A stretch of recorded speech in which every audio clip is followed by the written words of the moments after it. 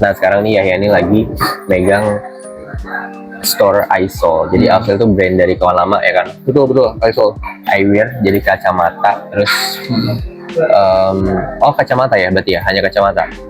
Kacamata, lensa, soft lens, sama soft lens cewek gitu. Ya, soft lens buat warna gitu, yang buat stylish kita jual.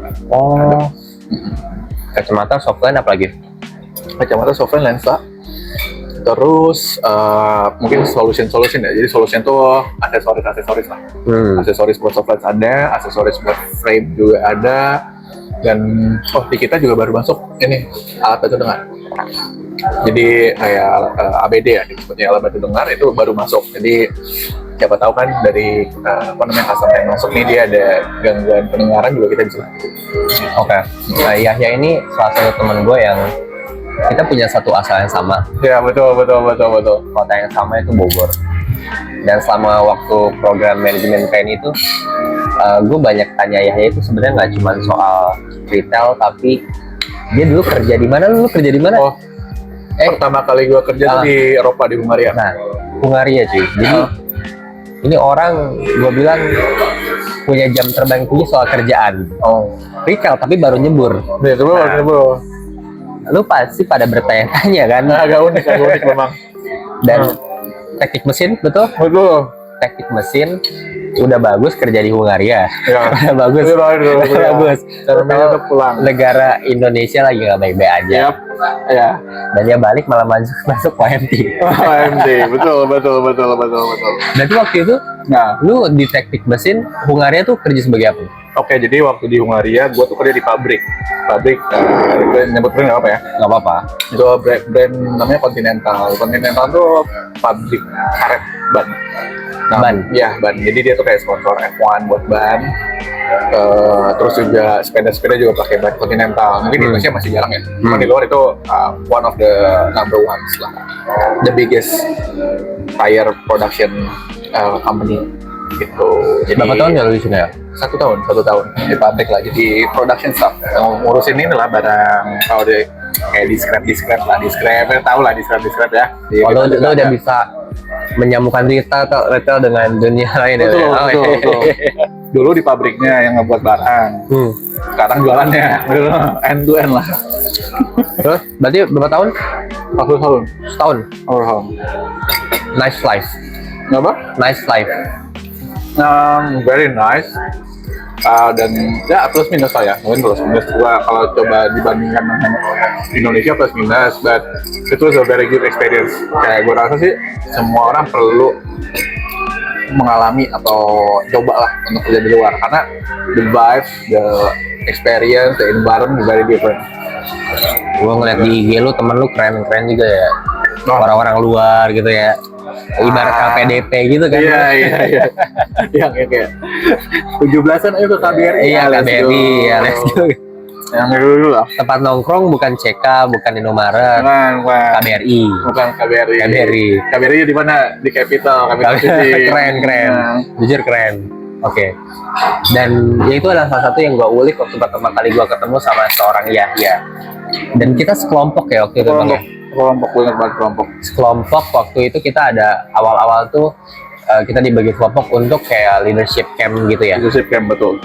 Di puncak Gadok. Jadi kita tanpa modal apapun, kita harus nyampe dari Puri Kembangan. Nggak, kita dikasih modal nggak sih? Modalnya bukan modal duit. Modal apa sih? Roti ya? Roti. Modal roti doang. Roti ya? Roti doang ya, sama ada tap cash sih. Oh, tap cash ya. Tapi kan tap cash nggak bisa buat dari Bogor ke Gadoknya kan? Nggak bisa. Dari Bogor ke Gadok nggak bisa. Dia cuma dikasih roti. Sama ini? Hujan. Air mineral ya? Air mineral. Jadi one day kita disuruh jualan. Nah, benar air mineral, gue lupa. Nah, abis lu berarti after 1 year di Hungaria, lu balik ke Indonesia, and then lu kira daftar MT, and then lu keterima, God bless keterima, dan lu buka ISOL. Yes, di design di ISOL. Ya kan, ISOL. Betul. Nah, apa yang membuat lu merasa bahwa kita ngomongin retail juga ya? lu tetap kerjain apa yang lu lakuin sekarang? Well, sebenarnya kalau misalnya coba dibandingkan dengan yang di luar ya, itu jauh banget, beda banget jauh.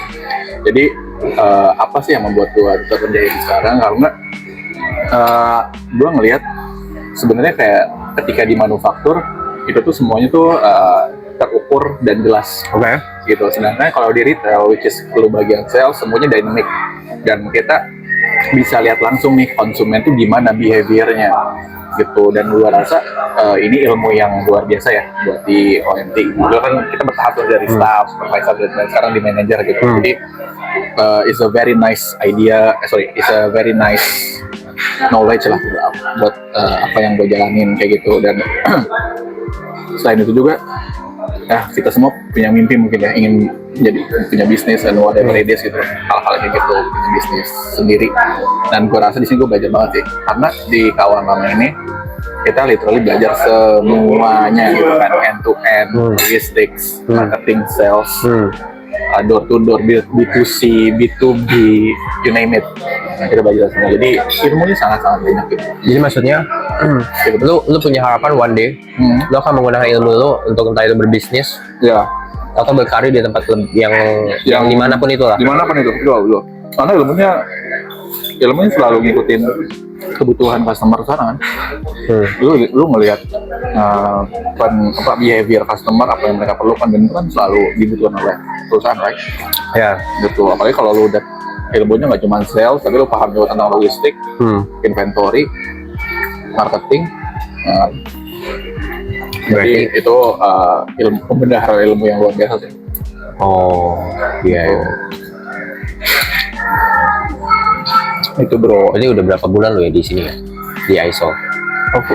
Kalau dihitung dari kita masuk ya, 1 tahun 9 bulan. Berapa? 1 tahun 9 bulan.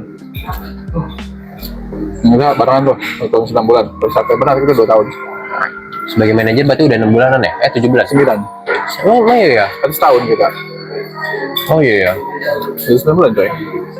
Yang rasa ya? Nggak apa-apa. Yang rasa ya? 9 bulan coy.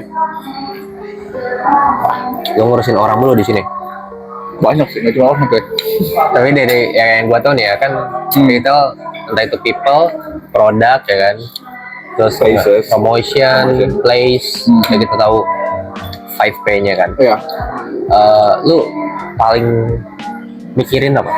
Yang paling gue pikirin ya, Dan why lu mikirin itu? Oke, mungkin tiap bisnis tuh beda-beda ya, fokusnya di mana. Nah, di ISO ini yang benar-benar dipikirin tuh menurut gua, ISO sendiri ya, khusus pertama di people sama di promotions. Karena pertama, kenapa people? Karena jualan kita itu very service oriented. Very service oriented. Sangat-sangat. Karena kan melakukan pemeriksaan mata.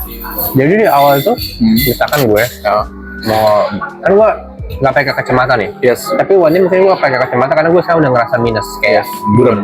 Nah, misalkan gue ke ISO, apa yang bakal service dikasih ke gue? Misalnya gue kan cuman kayak, Mbak, saya mau periksa, saya mau pakai kacamata karena saya blur. Apa? Kalau di kita kan memang ada servisnya ya, kayak mulai dari greeting dan lain sebagainya gitu, sampai kita menawarkan solusi produk.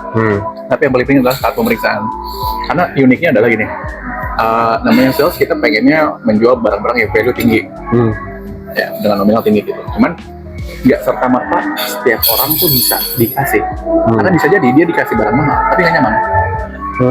Ada possibility gitu. Kenapa? Karena itu balik ke kondisi fisik tiap orang beda-beda. Kita kasih, misalnya kalau lu jualan spring bed, lu paling mau paling enak, udah pasti gitu kan. Kalau begitu nggak bisa. Harus sesuai dengan kebutuhannya. Makanya kita sangat dilatih, si people ini sangat dilatih untuk mengulik kebutuhan customer. Diulik nih, lu kebiasaannya apa? Bahkan untuk kacamata, untuk orang yang let's say di dalam ruangan sama sering di luar ruangan itu beda dengan rekomendasinya, gitu, menyesuaikan. Dan itu baru dari segi kebiasaan, belum dari segi fisikal orangnya. Itu ngaruh juga ya? Ngaruh juga. Lu percaya nggak bro? Jarak antara mata kita nih, mata kanan ke tengah hidung kita, mata kiri kita ke tengah hidung itu ada yang beda, ada yang sama. ada yang Tiap orang beda-beda, very unik. Itu baru dari jarak titik tengah nih ke titik tengah hidung lo. Belum ada yang matanya maaf kayak misalnya mungkin agak kita nyebutnya apa ya? Let's say inilah ya agak juling, sorry, agak juling. Ini juga beda. Dia minus tapi dia juling. Oh itu kompleks Lu penanganannya. pernah ada case gitu? Ada. Kalau juling ada. Pernah ada case-case gitu. Juling itu secara medis tuh apa sih? Secara medis kenapa bisa dari turunan, bisa dari kebiasaan. Cuman nggak sih keturunan sih. Kebiasaan berarti misalkan main HP terlalu dekat. Bukan. Kayak misalnya lu tidur nih, tidur, terus lu tiduran nyamping terus lu main HP. Nah, Itu bisa bikin juling? bisa. Kalau udah parah banget itu bisa. Nah paling penting itu pas masa-masa pertumbuhan. Karena masa pertumbuhan kan masih bertumbuh nih mata kita. Jangan sampai tumbuhnya itu ke arah yang salah. Gitu. Gue kasih tahu nih contohnya. Kalau lihat nih si ini ya, si jari gue nih. Kalau gini kan sama ya jaraknya ya. Tapi kalau misalnya gini, beda kan jaraknya. Iya ya. Lebih jauh yang ini kan. Itu contoh simpel aja. Jadi kebiasaan kita juga sangat diperhatikan lah untuk kesehatan mata. Jadi unik lah ISOL ini. Tapi kalau ISOL versus dengan kompetitor, tetap main di produk atau tetap servis lagi gitu ya, mau dikuatin ya. Karena ya kita tahu sendiri bisnis, kalau kita main produk secara perang harga misalkan price, secara quality nggak akan ada habisnya, betul? Ya, betul. Ya kalau produk mungkin inovasi sih juga nggak akan ada habisnya juga gitu. Orang akan membuat ABCD, orang buat lagi FIHIJK, Betul. ya kan? Betul. Nah, concern ISOL tuh lebih ke mana? Untuk bisa compete. Oke. Jadi concern ISOL untuk bisa compete dengan pengaruh adalah service by people. Service Always. Ya, service. Oke. Kita kan tadi kan udah bilang ya, si ISOL ini memang core business-nya adalah service. Karena ada pemeriksaan dan lain sebagainya gitu loh. Yang kita jual tuh nggak cuma sekedar produk, tapi trust. Si customer ini nggak dia percaya kalau yang ditawarkan ke dia itu tuh benar-benar lensa yang cocok buat dia. Bukan yang mahal, bukan yang murah, bukan yang ekonomis, bukan. Tapi yang benar-benar cocok buat dia. Ada satu case di mana waktu itu ada customer Asud yang datang itu dokter bedah. Kita ulik kebutuhannya gimana segala macam. Ketika dokter bedah itu lagi operasi, dia nggak mau ada apa bahasa Indonesia dulu Pak? Embun. Karena ketika dia motong kalau ada embun napasnya kan dia pakai masker ya. Kalau pakai masker ada embun kan? Ya. Itu kan mengganggu penglihatan dia. Nah, ketika kita tanya, ternyata dia dokter bedah. Wah, kita beda kasihnya. Bapak perlunya lensa yang ini. Karena ini udah anti fog. Gitu. Ada juga orang yang ternyata dia sering drive malam-malam. Oke. Naik motor apa naik mobil? Naik mobil atau naik motor itu. Nah dia pengen lensa yang membantu dia untuk mempermudah atau meringankan ketika dia berkendara malam terus. Jadi tiap orang beda-beda. Kalau mau yang lebih affordable ya semua kita punya lah. Yang 200.000 pun ada gitu. Cuman at what cost nggak akan pakai. Oke. Betul. Gitu sih. Terus kalau gitu maksudnya sales lu ini, apa? Cara lu ngelatih sales lu ini gimana? Cara melatih salesnya. Yang paling penting pertama adalah lihat PD-nya dulu. Karena tiap orang tuh beda-beda nih. Di sales itu beda-beda ya PD-nya. Orang yang terbang tinggi pasti PD banget dong. Nah, pemeriksaan dia. Pertama itu, PD lu udah dapat. Yang kedua adalah cara lu ngulik kebutuhan customer. Cara lu ngulik. Kan kita, let's say gue bukan pengguna kacamata ya. Gue datang, gue bingung nih. Gue minus nih. Terus udah, kalau diperiksa. Beda dengan cara gue masuk gue minus, terus gue ditanya nih kayak Bapak biasanya di luar ruangan atau dalam ruangan, berapa jam sehari-hari di depan layar komputer, terus Bapak apakah sering keluar masuk ruangan. Nah itu beda, jadi dilatih untuk menggali kebutuhan customer. Jadi kita di sini bukan menolong produk tapi menolong solusi. Gitu ya, ini marketing banget sih memang bahasa gue ya, tapi that's very real gitu loh. Very real, karena ya percuma kita kasih barang yang mahal banget gitu, tapi gak sesuai nggak kepake, sayang kan, gitu, alasnya hilang, kayak gitu. Jadi itu yang kedua, melatih untuk menggali menggali kebutuhan. Yang ketiga, mengkomunikasikan. Udah pasti sih, kayak yang gue jelasin dulu tadi kan, bapak perlunya apa? Oh, bapak kalau misalnya perlunya untuk di malam hari, bukan dari malam hari, bapak perlunya ini, produk ini. Kenapa? Karena ini punya teknologi anti, let's say anti fogging atau anti sinar cahaya biru dan lain sebagainya gitu. Jadi itu dilatih lagi untuk menyampaikan kebutuhan, menawarkan solusi kebutuhan dari customer. Itu sih, mostly kayak gitu. Untuk sales ya, beda sama kalau kita ngolah potensi itu beda lagi. Jadi emang treatmentnya lu beda-bedain ya? Karena beda-beda. Lu sebagai orang teknik mesin diceburin ke hal yang sangat harus bisa bersosialisasi, ya nggak sih? Kayak customer macam-macam, komunikasi harus ABCD.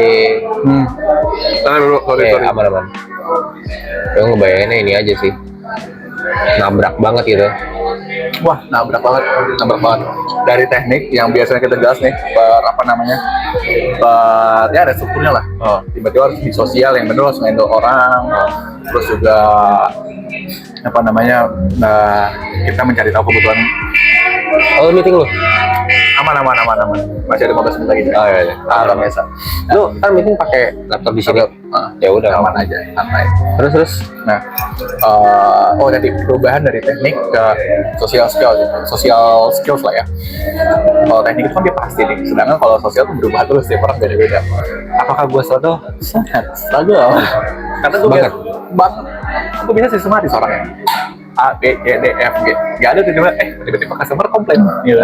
Tiba-tiba customer maunya A, B. Yang dibalik kita nggak jual produk tersebut. Gimana nih biar tetap closing, tapi bisa juga nawarin solusinya. Telepon lah sana sini, bayar segala macam. Jadi ya itu dinamika yang gue rasakan sih. Very struggling with the semua darder-dornya ya. Banyak darder-dornya ya di sini ya. Tiba-tiba darder-dor gitu kan. Pak, uang ini ya. Sarapan manajer apa sih? Problem kan? Oke. Sarapan manajer is a problem. Yes. Breakfastnya tuh problem gitu kan. Masih pagi. Oh iya. Jadi very struggling. Cuman ternyata ketika udah terbiasa dan gue biasa sistematis, jadinya ya udah kebaca aja sih, nemuin patternnya gitu loh. Jadi ya, enjoy dancing in the rain lah, in the chaotic rain gitu ya. Enjoy aja sih sekarang. Iya. Selama yang penting sih buat gue ya, supaya recover ya, kayak gue tetap pede, tetap tidak merasa tertekan gitu loh. Gue punya niat di kerja tuh, pertama bantu customer, kedua yang bantu anak-anak loh, itu sih ya. Jadi kayak kerja gue tuh lebih dari menjual. Ya marketing banget guys. So basically ya problem solver basically gitu. Gue ngelihat emang kayak pekerjaan kita ini di retail, masalahnya adalah kita kerja sama orang ya. Dan kita tuh punya akses, manajer tuh punya akses, sales nggak punya akses. So itulah kenapa mereka pada akhirnya menjadikan kita tuh 911, ya kan? One call away, betul. Jadi apapun ada masalahnya ke kita. Betul. Jadi basically kita helper, problem solver, ngebantu gitu. Ya, ngebantu. Nah, ngomongin problem solver ya,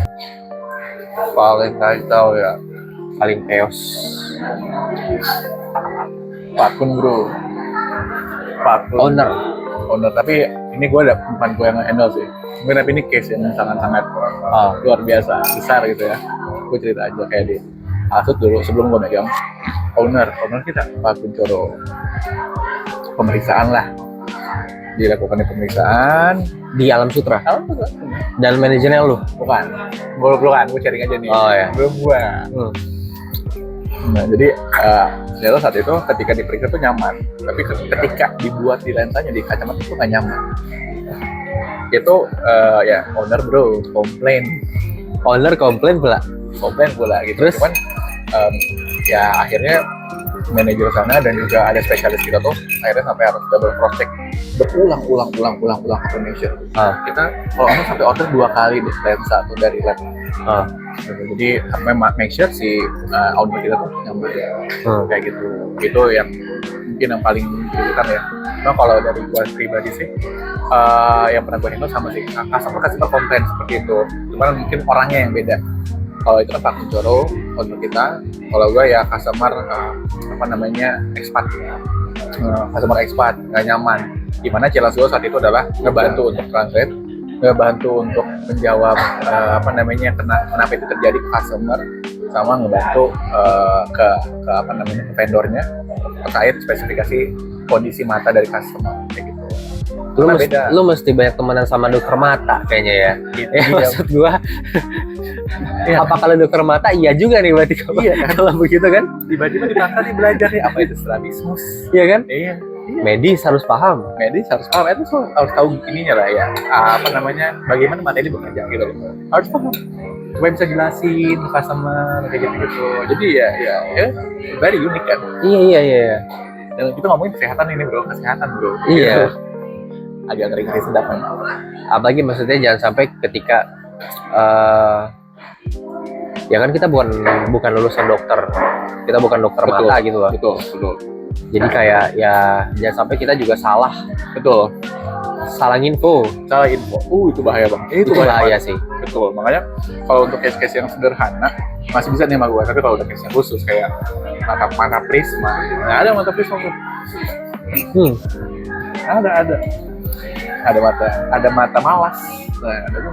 Nah itu harus sama spesialisnya. Nah di kita yang ada staff khusus namanya refractionist optician yang memang lulusan dari refractionist. Nah, itu udah paham dan tersertifikasi. Dia harus kuliah. Oh, ada kuliahnya juga. Gelarnya apa tuh berarti ya? Diploma AMD RO. Ahli media refractionist. Refractionist apa? Refraksi. Iya. Refraksi. Ahli refraksi. Ahli refraksi itu ahli mata.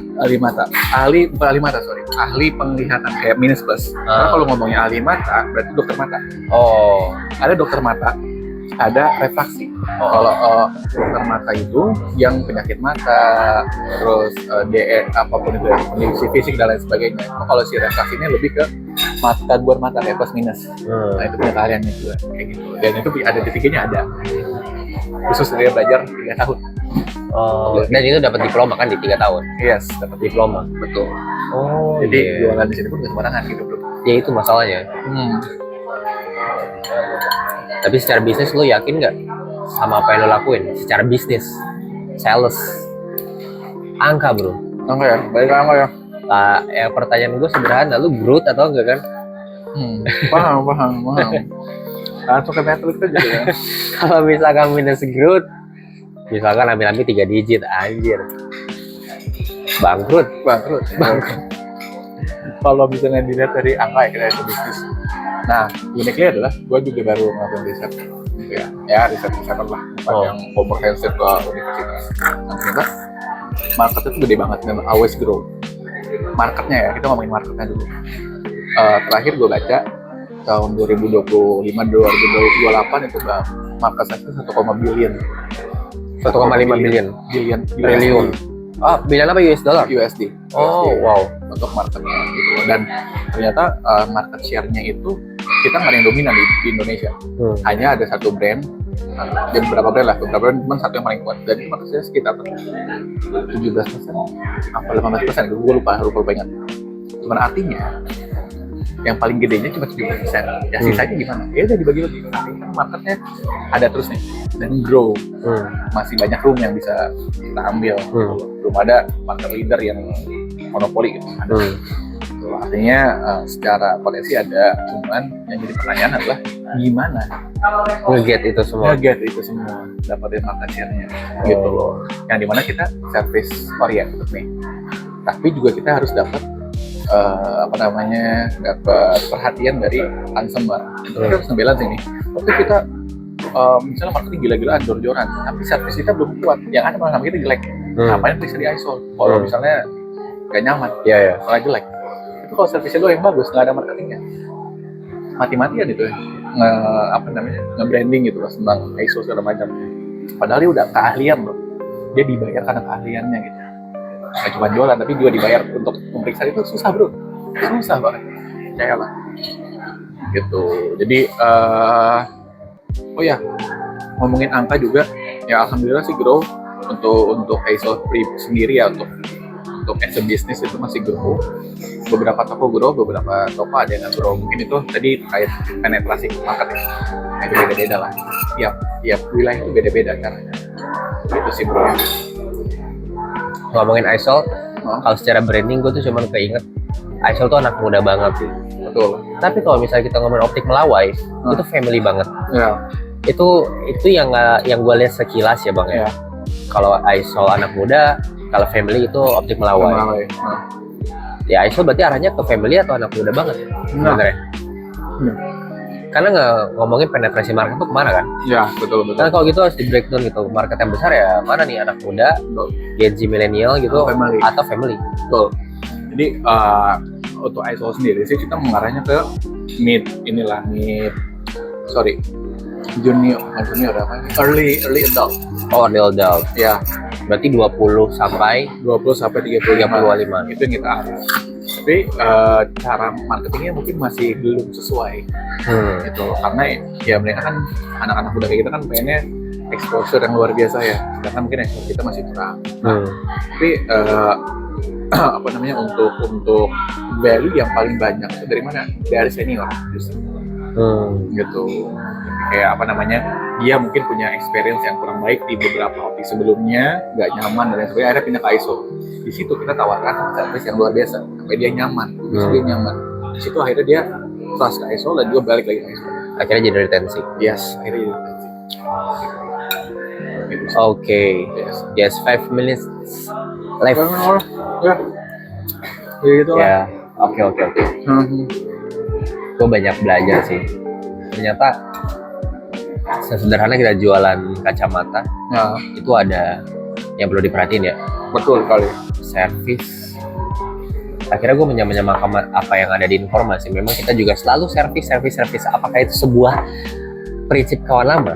Jadi saja semua bisnis unit itu begitu. Tapi gue setuju.